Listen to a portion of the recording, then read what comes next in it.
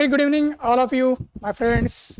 Myself, Ashay Purandare, the Faculty of History at a core IIS, one of the most prominent and eminent institution for UPSC training and mentorship.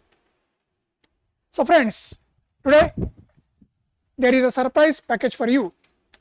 We are going to discuss one of the most exciting subjects, and within that subject also one of the most exciting topic as far as the UPSC preparation is concerned.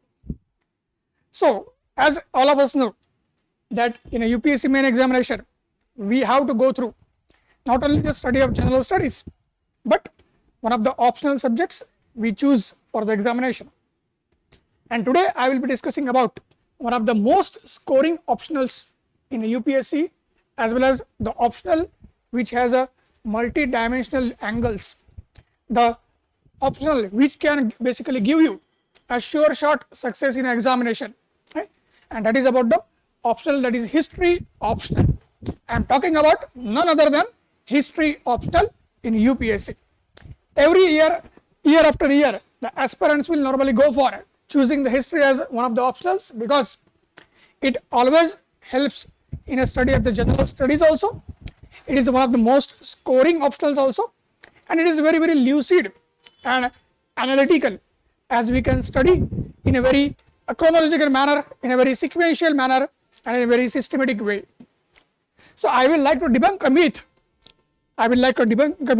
That normally when we say that history is very factual, we have to remember dates, we have to remember data, names of the kings, okay, battles and so on. Absolutely not. UPSC doesn't have that much interest as far as the revival matters are concerned, the factual matters are concerned.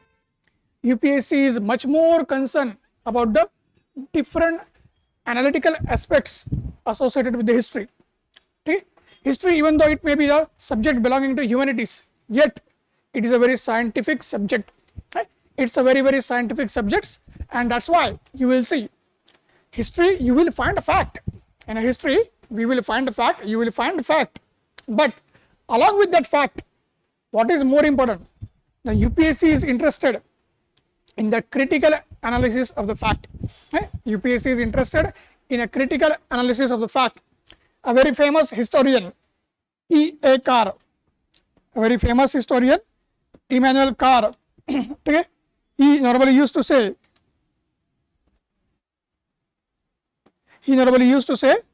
that history is nothing.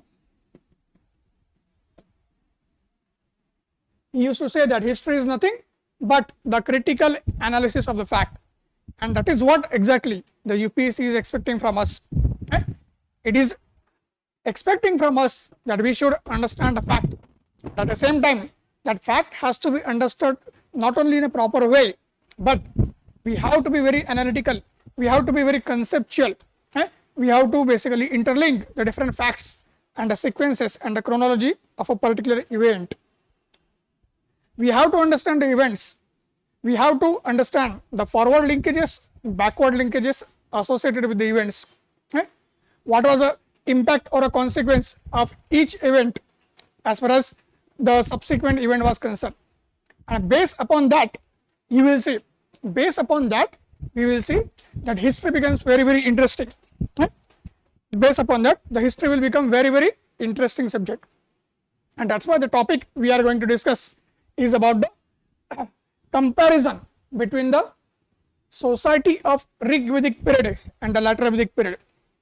So when we will start the preparation for history, in general studies paper 1, we will have ancient Indian history and the medieval Indian history, and in paper 2 of the history optional, we will have the modern history and we will have the world history. So it is in ancient Indian history, as far as the paper 1 is concerned, the Vedic period is a very important topic. Okay? Vedic period is a very important topic. And if you see the chronology, then we will come to know that from 1500 BC to 600 BC, okay? From 1500 BC to 600 BC is a chronology as far as the Vedic period is concerned. And we will see that in this Vedic period, we have two aspects, the Rig Vedic period and the later Vedic period. Okay, we have Rig Vedic period and then we have later Vedic period. So in this Rig Vedic and later Vedic period, we have to see a comparative aspect. Okay, we have to see a comparative aspects as far as the history is concerned. So this is where the beauty of UPSC lies. This is where the beauty of UPSC lies. So we will see that when we are going to discuss today about the societal aspects of the Rig Vedic period and the societal aspects of the later Vedic period, then we will come to know that there was a vast difference as far as the both periods and both times were concerned. Of course, these times are continuous, they are subsequent to each other. Immediately after the Rig Vedic period, we will find the later Vedic period started. But yet you will see a vast change and transformation was taking place between that Rig Vedic period and the later Vedic period. So UPSC is much more interested. Okay? Here if you can see, then here we have mentioned about the important highlights and aspects as far as the features of the different periods is concerned. That is the Rig Vedic period and its features and how the changes occurred as far as the later Vedic period was concerned. But what is the point? The point is that, what is the point? The point is that we have to understand why these changes occurred, how these changes occurred, and what were the influencing factors which brought these changes, and exactly what happened or what was a consequence or an impact as far as these factors were concerned which brought the changes from one era or time to another era or a time or a period. So in that fashion you will see the history not only, as I told you my friends, that it will not only become very interesting, it will not only become very lucid, but also a multidimensional angle and various, we can say, interlinking aspects will be visible as far as our study is concerned. And mind you, I am saying, again I am saying, and you can easily trust me as a mentor, friend, philosopher and a guide, that all these aspects we are studying are going to discuss. They will help you not only in a history, but in a general studies paper 1 society. They will help you in a sociology optional also. They will help you in a ethics also. They will help you in a interview or a personality test also. They will help you in a AC also. And the optional which I am discussing and the subject, the topic we are discussing, okay? And the whole syllabus, if you take a look, then the syllabus is same, whether it is a UPSC, whether it is a UPPS or a UPPSC, whether it is a BPSC, whether it is a Assam Public Service Commission. So many public service commissions of India, majority public service commission you will see, they are following the syllabus which is given by the UPSC. So this optional is not only for UPSC candidates, but also for UPPCS candidates, for BPSC candidate, for the Assam Public Service Commission candidate, are very serious candidates who can easily score one of the highest marks, and you can easily get the top rank as far as your dream is concerned, whether it is a IAS, whether it is a, we can say, the state PCS top ranks, and in that fashion the history can be very engaging subject, very interesting subject, a very passionate subject. So now directly we can come to the subject and we can start discussing. So when we are discussing today about the different aspects and the features of the Rig Vedic society, you will easily get, I have mentioned here, you will easily get that I have mentioned here that what was the case. So if you see, as far as the Vedic society is concerned, that we will find during Rig Vedic period, and as I mentioned the time period also, 1500 BC was a time period. 1500 BC was a time period and up to 1000 BC. Okay. So what we will witness? We will witness that during the time of the Rig Vedic era, we will find the people who form this society, they are called as the Aryans. Because ultimately the question will arise, who are the people of this period? Because ultimately what we understand in history about the human past.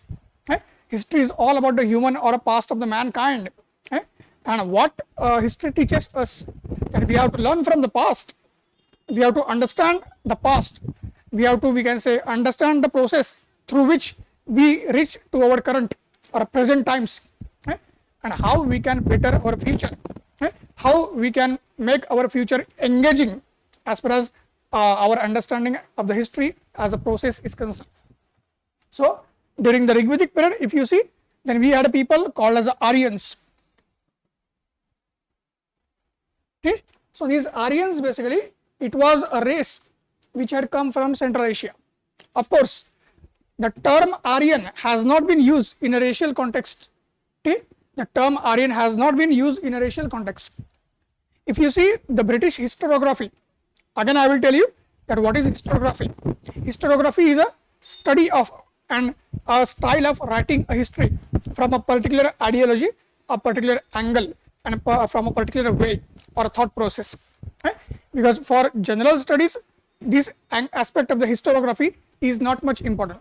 Okay? From general study perspective, the historiography as a term and its meaning is not important.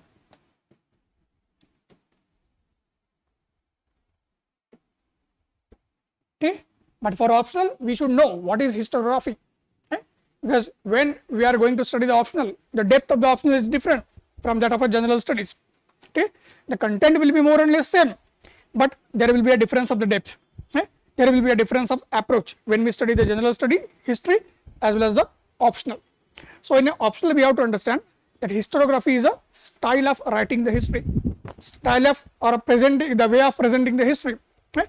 From a particular ideology, from a particular thought process as far as the history is concerned. And from that perspective, we will come to know that the traditional historians, especially the British historians, they had the tendency, okay? They had the tendency, because since the British themselves consider that they belong to a superior race, so they used to present that Aryans, the people or a group which came from Central Asia, okay? And the very famous German scholar Max Müller,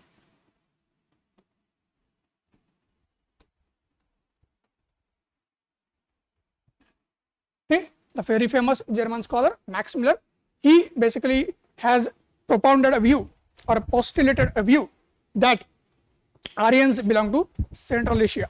Okay? There are very different debates and theories about the origin of the Aryans, but we are not discussing that, because our focus is about the societal aspects of the Rigvedic period and the later Vedic period. So these Aryans who basically came from Central Asia, according to the view which has been postulated by Max Müller. So what is the point, my friends? The point is that these people were termed by the British historians and the European historians as Aryans, or a superior people as far as the racial dimension was concerned. Okay, but practically the people who are termed as the Aryans, and if you look at the Rigveda, okay, if you take a look at the Rigveda, what we will see that Rigveda mentions the term Aryan in the context of person of high birth.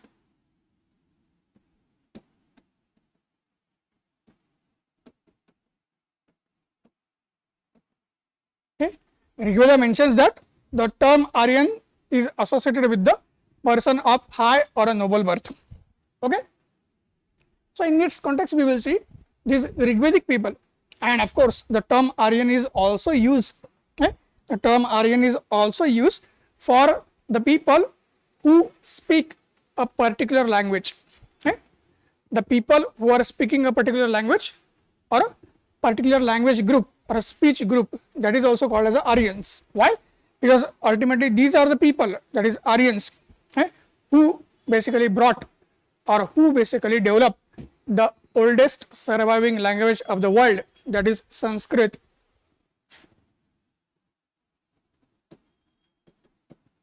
Okay? They developed the oldest surviving language of the world, that is Sanskrit.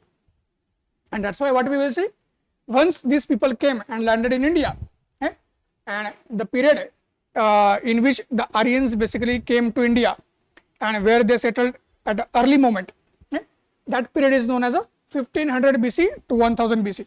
Because if you see the map of India, then you will come to know, so this was the northwest of India, including the Pakistan. Okay? Here where you will see that this was an area known as Sapta Sindhu area.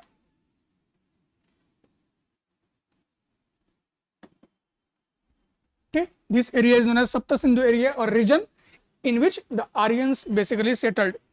as far as this 1500 BC to 1000 BC era was concerned.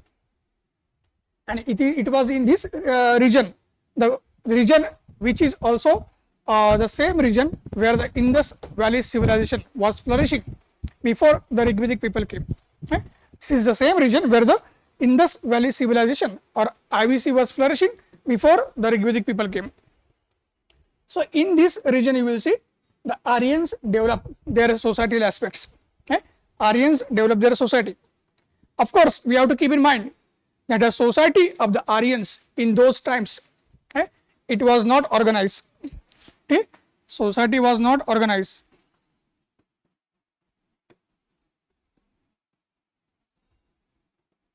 There was no institutionalized process. Okay? There was no institutionalized process as far as the society was concerned, and that's why society as an institution, society as an organization, okay, or society in a very complex hierarchical way is absent as far as this Rigvedic society is concerned. But what is a key feature of this society? The key feature is that the society basically of the Rigvedic period, it had a patriarchal framework, okay? But it was witnessing or it was indicating a matrilineal equilibrium. Okay? A matrilineal features and the dominance was clearly visible, okay, as far as the Indus Valley society was concerned, okay, along with Rigvedic society.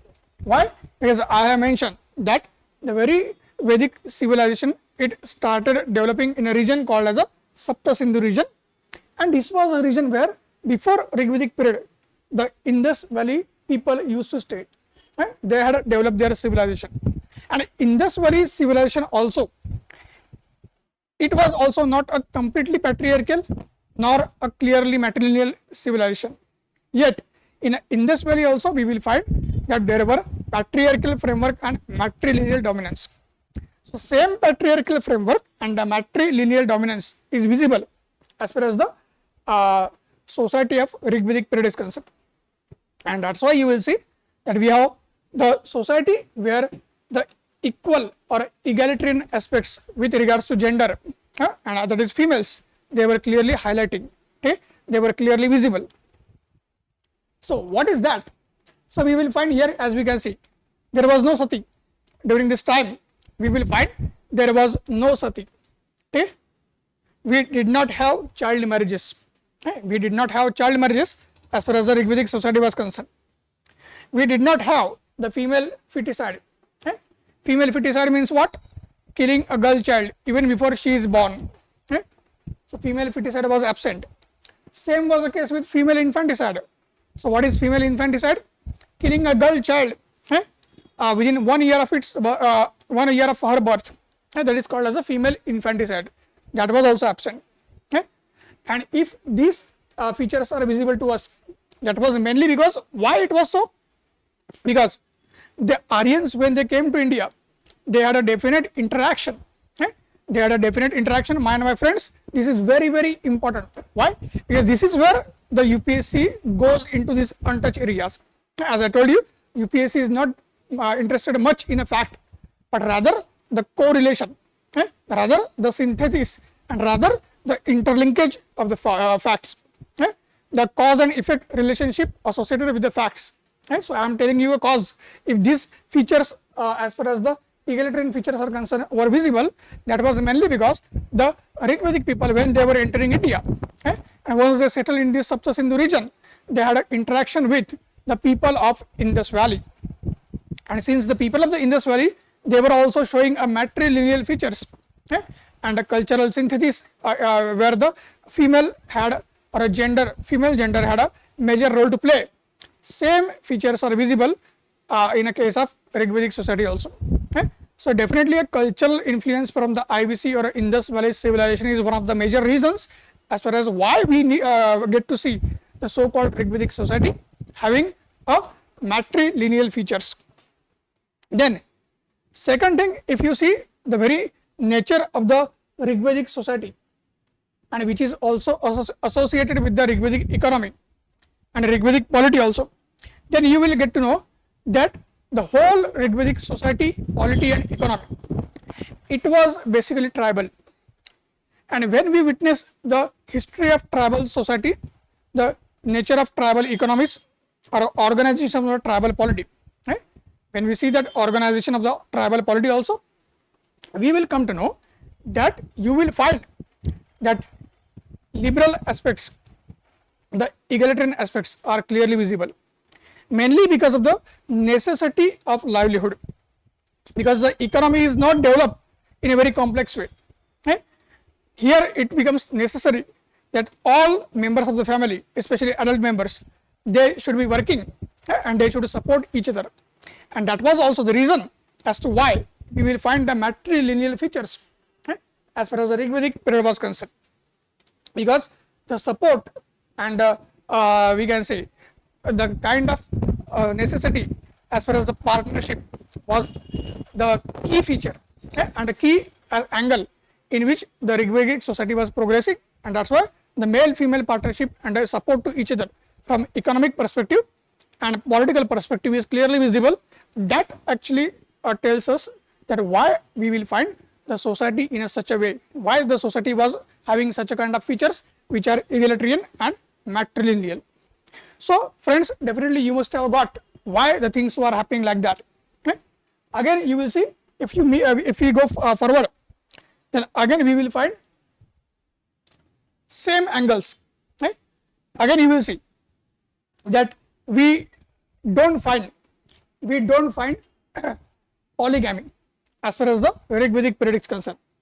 Polygamy was an exception. We don't find polygamy, doesn't mean that polygamy was not existing. Yes, polygamy was there, okay? But polygamy was allowed only for one section of the society. Polygamy was allowed only for the one section of the society, okay? And that section was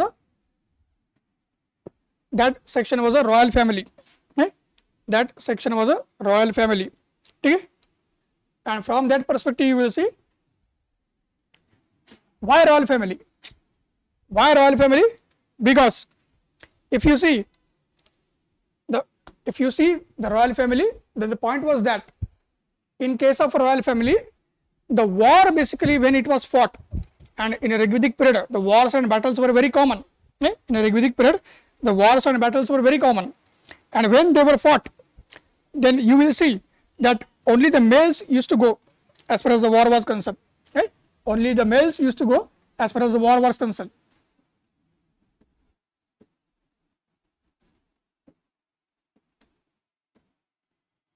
Females were not allowed to go for war.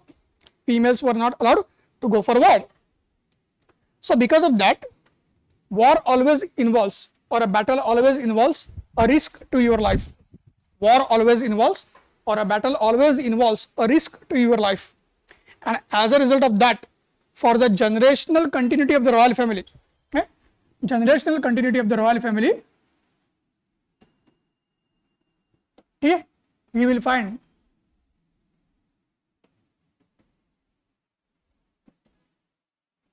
for generational continuity of the royal family, we will find that only the royal family members, they were allowed to go for war. Only the royal family members were allowed to go for war. And then we will see other sections of the society, be it a Brahmin, be it a Vaishya, they were not allowed the polygamy, except the royal members or a Kshatriya clan. The other clans and other sections of the society, they were maintaining monogamy. They were maintaining monogamy. So this point we will see. So always you will find some kind of a rationale was there behind the different features we are witnessing. Then as we mentioned that the very egalitarian aspects will be visible further. The spiritual development of the woman was definitely allowed. Philosophical development of the woman was definitely allowed. And if the women were allowed to go for spiritual and philosophical pursuits, that was mainly because of the education. It was mainly because of the education that women were allowed to go for the spiritual and philosophical pursuits. In fact, what we will see, at least 50%, close to 50% of Rigveda is composed by 4 female poetess. close to 50% of the Rig Veda is composed by 4 female poetess: Apala, Jabala, Lopamudra and Ghosha. These were the 4 female poetess who basically compose at least 50% of the Rig Veda. Okay? So this will clearly give us an insight that what kind of freedom was available to the woman. Okay? What kind of freedom was available to woman. And of course we also should keep in mind that just because it was a patriarchal society or society with patriarchal framework, we should not assume that this freedom basically was imparted. Okay? This freedom was imparted, as the R.S. Sharma says, okay? That this freedom was imparted by the males to the female counterpart. No, okay? At no point of time we can assume, or we have a conclusive evidence that male counterparts, they imparted or they created an ecosystem, or they allowed the female counterparts to have the freedom. Okay? As we are discussing the very nature of this society, which had roots in the very political and economic angles, and a very cultural synthesis as far as the Aryans were concerned with respect to the non-Aryan Indians or non-Aryan Indian, we can say, entities.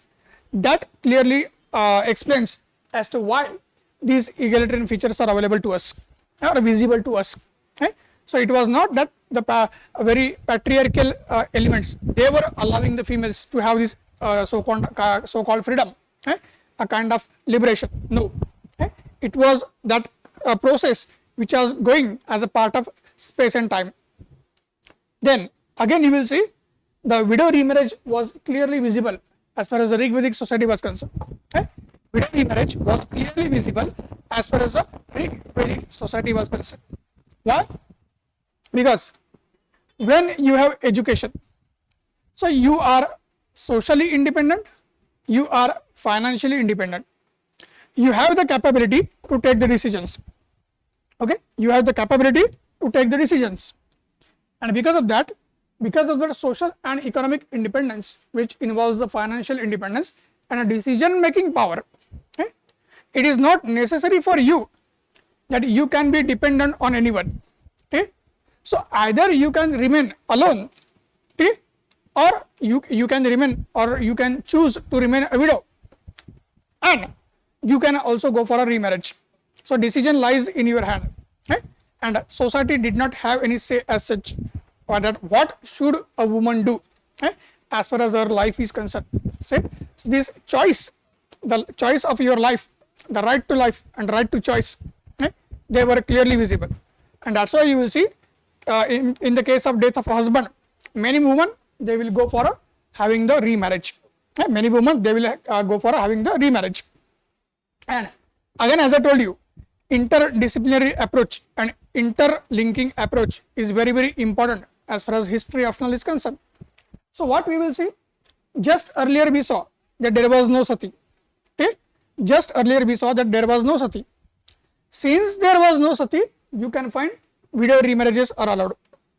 Where we say that widow remarriages were allowed, that is the reason sati was absent, and since the sati was absent, widow remarriage was allowed. So it had a, we can say, inverse relationship. So when the right of the woman is snatched as far as the widow remarriage is concerned, when the right of a woman is snatched as far as the widow remarriage is concerned, then you will see the Gauri practices like sati emerge.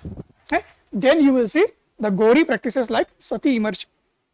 Of course, in a subsequent period you will see that the right of woman to have the widow remarriage, a right of woman or a right of a widow to have the remarriage, that was basically snatched or taken away. Yet you will see sati was absent because the process was gradual. But in a long term you will see, as the widow remarriage became a luxury, as the widow remarriage became an exception, then you will find at the end of the ancient Indian history, we will witness that the sati and the Gauri practice of the sati, inhuman practice of the sati emerged. And that actually led to the regression of India. Regressive Indian society became a feature much later. So that we will see once the time comes. But I hope you must be finding these things very interesting. And this is the we can say process and this is the, we can say, the very sequence which makes history very, very interesting. And as I told you, very scoring also, very simple also, very lucid also. Again, if you move forward further, okay, if you move forward, again you will see that as a part of egalitarian aspects, as a part of social freedom, as a part of personal freedom, what we will witness, there were at least two types of love marriages. In fact, family as an institution was yet to develop properly. Family as an institution was yet to develop properly. Okay? And as a result of that, what we will witness,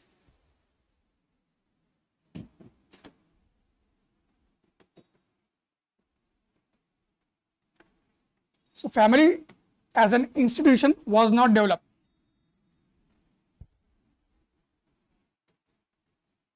And that's why what we will witness, that since the family as an institution was not developed, arranged marriage was not a norm.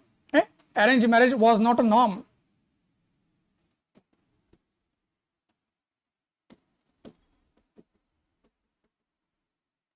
Okay? Arranged marriage was not a norm. Okay? And that's why you will see, we will find that love marriages were visible during Vedic period. Of course, that doesn't mean that love marriage was a norm, but still we find the ample evidences as far as the love marriage is concerned. And at least two types of the love marriages have been mentioned by the Rig Veda. First is Swayamvara marriage, and second is a Gandharva marriage. So what is Swayamvara marriage? Swayamvara means self-choice marriage.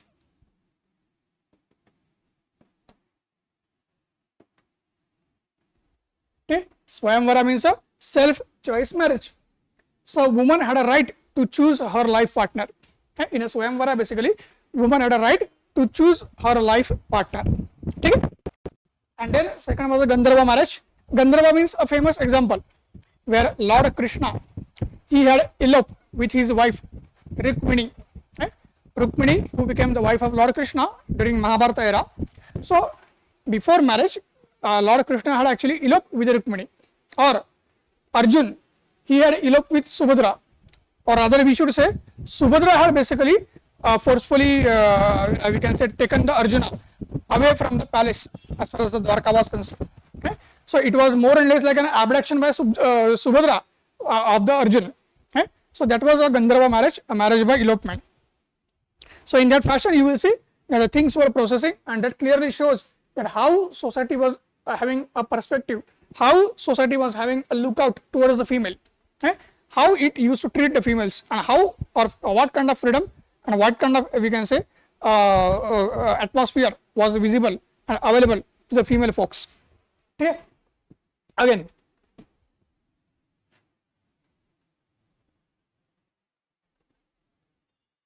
further we develop, then apart from woman, yes, in case of woman, one more aspect is there. In case of woman, if you see, one more aspect will be visible, and that aspect is that just like we saw polygamy was exception, just like we saw polygamy was an exception, okay? Similarly what we will witness, that polyandry was visible. Polyandry was visible during Rigvedic period, that we have to keep in mind. Okay? Polyandry was visible.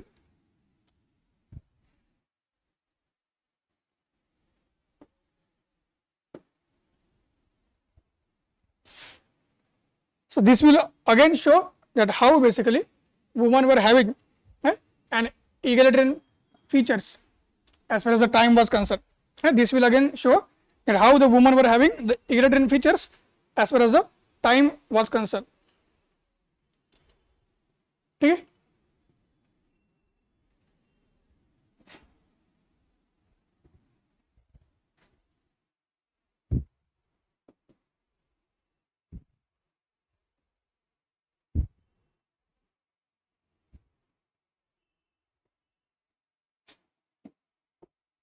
So we can easily see that polygamy was not a norm again. Okay? Just like a love marriage was not a norm, polygamy was also not a norm. Yet we will see that definitely the polyandry as a feature, definitely the polyandry as a feature was available.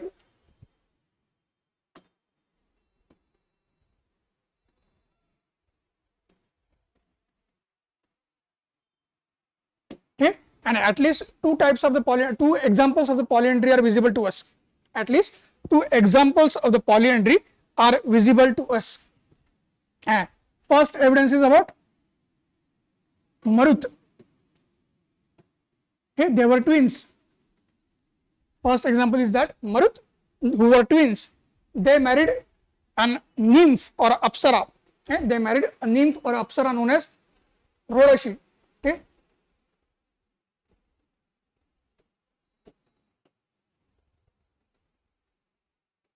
they married an apsara known as Rodashi. And second, basically, you will see that Ashwini Kumars, they were also twins. Okay, and who are normally called as the physicians of the god. Ashwini Kumars, they are also called, falling in the category of the gods, and they are called as the physicians of the god.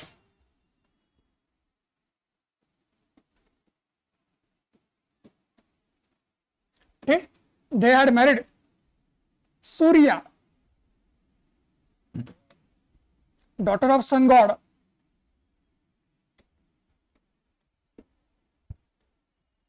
Okay, they had married Surya, the daughter of sun god.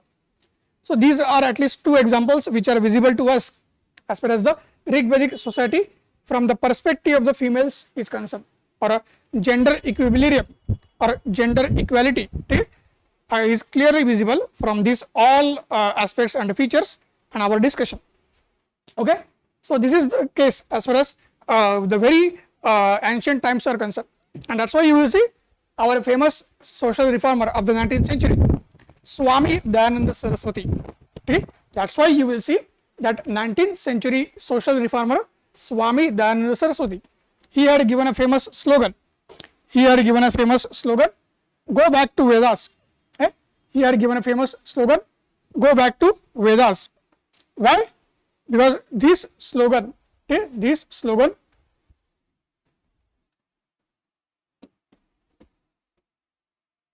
was clearly relevant to the Rig Vedic society. This slogan was clearly relevant to the Rig Vedic society, not only because of the position of the females. Okay, my friends, not only because of the position of the females, but again you will see it was also due to the very second aspect of the social features of India or the society of India, that is whether the presence of caste system is there or not. Whether the presence of the caste system is visible or not. So again you will see, we will easily come to know that caste system was definitely absent during the Rig Vedic period. During the Rig Vedic period, caste system was absent. Okay, we will find Varna system.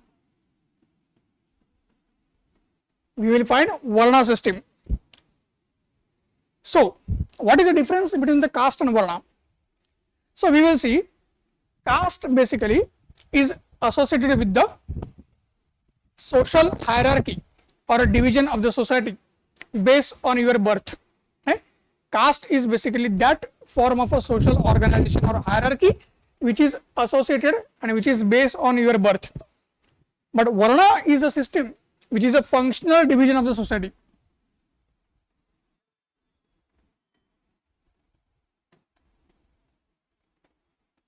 Okay, Varna is a system which is a functional division of the society, and as a part of functional division of the society, you will see that Varna system basically was very flexible. Varna system was very mobile. Being a functional division of the society, Varna system was very flexible. Varna system was very mobile. Varna system basically, it had enough scope. Varna system had enough space to accommodate each and every person based on a merit. To accommodate each and every person based upon merit. This system was not based on birth. This system not based on birth.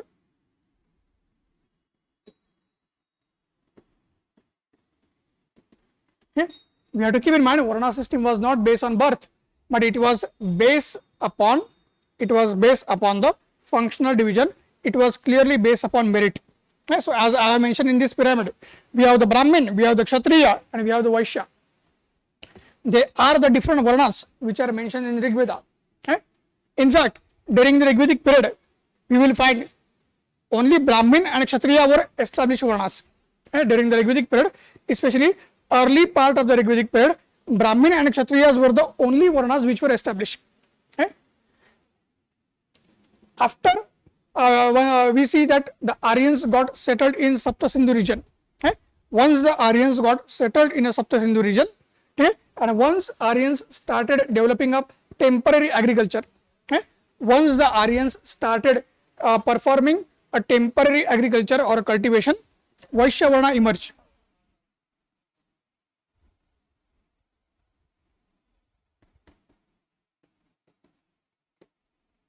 Okay, the Vaishya Varna emerged once the Aryans started performing temporary agriculture. Okay, and then we have 10th book of the Rig Veda, known as Mandala. Okay, we have 10th book or a Mandala of the Rig Veda, and that book will show you the emergence of the Varna system. Okay. These books gives an evidence to us about the emergence of the Varna system. Okay. And we will find the mention of Shudra Varna.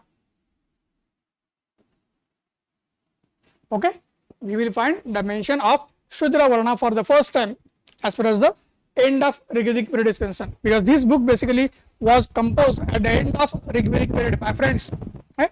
And we can easily see that Shudra Varna emerged at the end of Rigvedic period. Okay, and that's why you will see that the Brahmin, Kshatriya, Vaishya and Shudra, this organization was less of a hierarchical organization and more of a functional division of the society. So one who is born as a Shudra, it doesn't mean that he is a low born person. Okay. There was no inferiority and there was no superiority. Okay. Absence of inferiority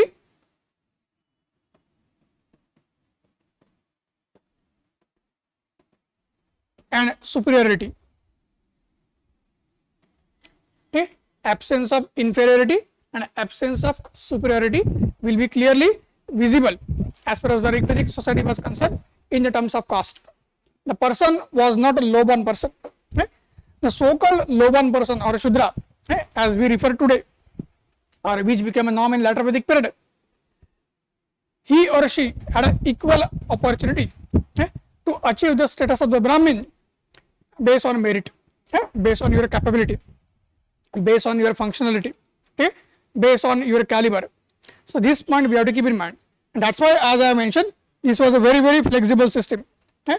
That's why I have mentioned this was a very, very flexible system, as we can see in the last point of our discussion. Okay. As we can see in our last point of discussion, I mentioned that there was no caste system during the Rigvedic period, but it was a Varna system. Okay. This Varna system was completely functional basis or functional division of the society. It was not hierarchical in a social complex or social complexity. Okay. It was not a hierarchy based upon a social complexity. And then the system was purely based on merit, because out of that flexibility, you will find that the person can move the socio-economic ladder at any point of time. Okay. A person can move up the social and economic ladder at any point of time. So there was completely a scope and a space for everyone to show his strength, ability, merit, caliber and efficiency. Okay. No one was going to basically stop you from achieving your goal or achieving your ambitions and achieving your status. Okay.